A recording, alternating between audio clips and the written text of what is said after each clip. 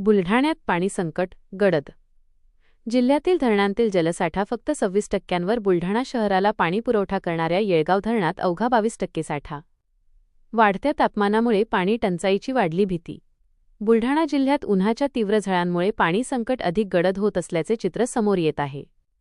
जिल्ह्यातील मोठे, मध्यम व लघु प्रकल्पांतील जलसाठा झपाट्याने कमी होत असून सध्या एकूण जलसाठा केवळ 26%वर आला आहे. बुलढाणा शहराला पाणीपुरवठा करणाऱ्या येळगाव धरणातील परिस्थितीही चिंताजनक बनली असून धरणात फक्त 22% जलसाठा शिल्लक आहे. त्यामुळे आगामी दिवसांत पाणीटंचाईची तीव्रता वाढण्याची शक्यता व्यक्त केली जात आहे.